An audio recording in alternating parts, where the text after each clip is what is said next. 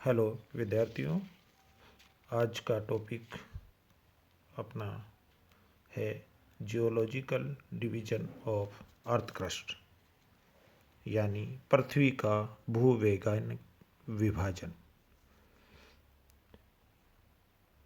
इसमें पृथ्वी की अनुमानित आयु हम लगभग 480 करोड़ वर्ष पुरानी मानते हैं, परंतु प्राचीन अवशेषों के आधार पर हमारी जानकारी लगभग 60 करोड़ वर्ष तक ही सीमित है।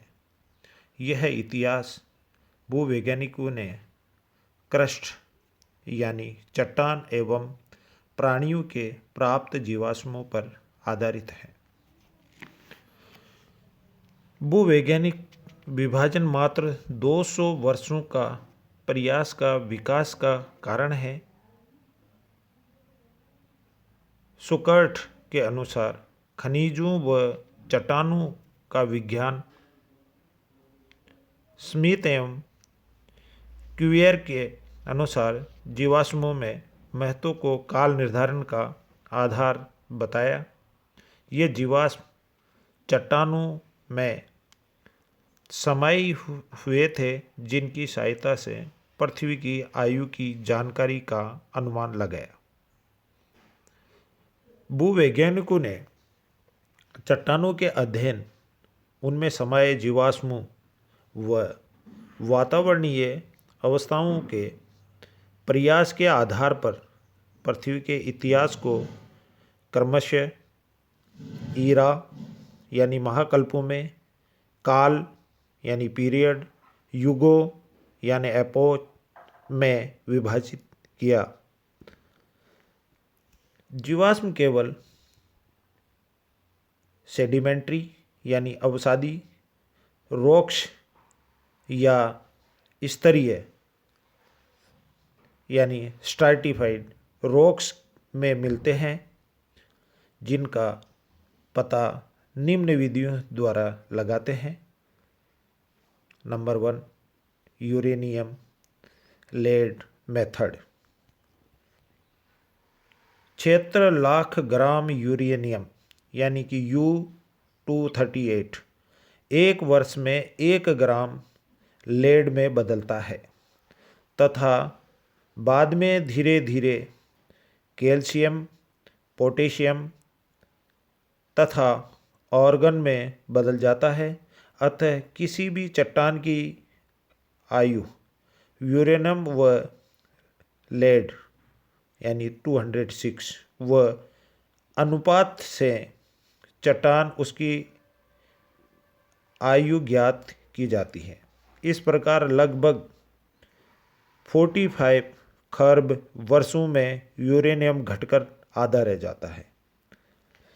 Radioactive carbon method.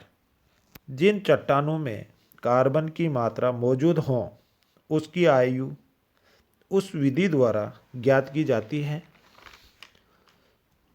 अर्थात 1 मिलियन इजकल टू 1/100 अरब,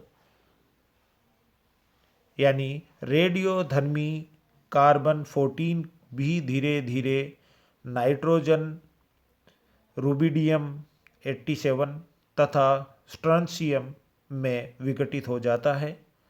एक अणु कार्बन 5568 वर्षों में विघटित होकर आधा रह जाता है। अतः जीवाश्मों में कार्बन की मात्रा मापकर आयु का पता लगाते हैं। पृथ्वी के आरंभ से अब तक संपूर्ण काल को जीवाश्मों एवं चट्टानों को उसकी आयु के अनुसार विन्यासित करके एक भूवैज्ञानिक समय सारणी को 6 भागों में बांटा। उन्हें ईरा, कुछ ईराज को पीरियड्स तथा कुछ पीरियड्स को आगे युगों में अर्थात एपोच में बांटा गया, जो क्रमशः निम्न है। पृथ्वी एक गैसों का गोला था, जिसे ठंडा होकर ठोस होने में लगभग 90 करोड़ वर्ष लग गए, जिससे स्पष्ट होता है कि उस समय अधिक ताप होने के कारण कोई स्वरूप नहीं बन पाया। उसे प्राजैविक अर्थात एजोइक ईरा कहा गया। अर्थात एजोइक में किसी भी तरह का कोई पृथ्वी का मुख्य रोल नहीं था। इनको क्लासिफाइड करते हैं। नंबर 1 ईरा, फिर पीरियड और उसकी अवधि। यदि हम ये मानते हैं कि एजोइक जो महाकल्प या ईरा को देखते हैं तो उसका पीरियड को मानते हैं सबसे प्राचीन अर्थात प्राचीनतम जीवन रहित काल, और इसको अवधि मानी जाती है 4,500 मिलियन वर्ष पूर्व। नेक्स्ट आर्कियोजोइक अर्थात प्राचीनतम जीवन आरंभ काल।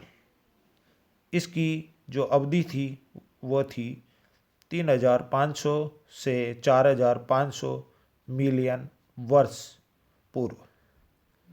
इसके बाद जो काल आया वो प्रोटोजोइक। इसका पीरियड माना गया प्राचीनतम जीवन युक्त काल।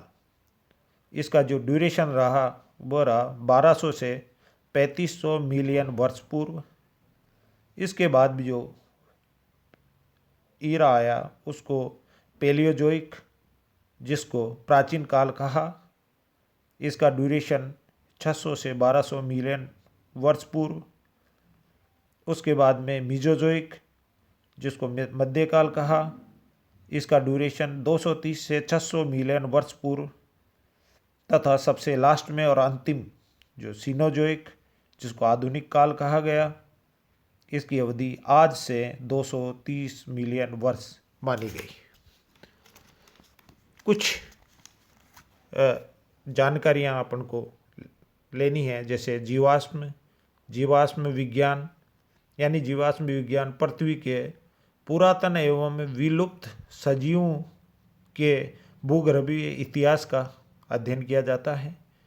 जीवाश्म पृथ्वी का विभिन्न स्तरों में सजीवों के परिरक्षित अवशेषों को जीवाश्म कहा, अर्थात संपूर्ण या अपूर्ण कंकाल, कठोर दैहिक भाग, अंडे, बीड्स, गोबर तथा पदचिन्ह यानी फुट मार्क्स आदि जीवाश्म कहलाए। जीवाश्म निम्न प्रकार के हो सकते हैं। अवशेष यानी कि तलीय चट्टानों या बर्फ की चट्टानों में दबे जीव प्राणी लंबे समय तक सुरक्षित रह सकते हैं। पेट्रीफाइड प्राणियों के शरीर के स्थान पर खनिज या लवणों का प्रतिस्थापन हो जाना। कास्ट एंड मोल्ड्स यानी ढांचा एवं सांचा प्राणियों के चट्टानों में दब जाने और मृत कार्बनिक पदार्थों में घुलकर ढांचों व सांचों का बनना। फुटप्रिंट्स एंड ट्रेड्स अर्थात पदचिन्ह व मार्क, पदचिन्हों व निशान। कोप्रोलाइट यानी मल पदार्थों के जीवाश्म। जीवाश्म बनने की शर्तें क्या होती हैं, जैसे प्राणी के शरीर में कोई न कोई कठोर भाग जैसे सेल, बोन, टीथ अवश्य होने चाहिए। नेक्स्ट, प्राणी मृत होते ही मिट्टी में या बर्फ में दब जाने चाहिए। जीवाश्मों की अपूर्णता जीवाश्म इवोल्यूशन के सीधे प्रभाव है, किंतु दुर्भाग्य से अपूर्ण है, क्योंकि उक्त प्रमाण सभी जीवों के जीवाश्म न बनना, जीवाश्मों का बिखरना या विघटित हो जाना, जीवाश्म दबाव के कारण विकृत होना, असाधारण प्राणी के जीवाश्म कम उपलब्ध होना। अर्थात जीवाश्मों के महत्व की बात करते हैं। नंबर 1, निष्कर्ष तक पहुंचना। प्राचीनतम व उनके बाद वाले जीवाश्मों में सरलता से जटिलता, एक स्थान की चट्टान पर एक ही प्रकार के जीवाश्मों का मिलना, एक समय एक जैसे जीवाश्म होना। अतः उपरोक्त सभी लक्षणों और महत्वों से यह निष्कर्ष निकलता है कि प्राणियों का उद्विकास सरलता से जटिलता की ओर हुआ है। अतः जीवाश्म जो दो फाइलम या क्लासियों के बीच के प्राणियों के जीवाश्म है, जिसमें एक प्राचीन और एक आधुनिक फाइलम क्लास के लक्षण पाए जाते हैं, जिनसे यह मालूम होता है या जानकारी प्राप्त होती है कि अगले फाइलम व वर्ग का उद्विकास प्राचीन फाइलम वर्ग या क्लास से है। ये योजक कड़ी कहलाती है।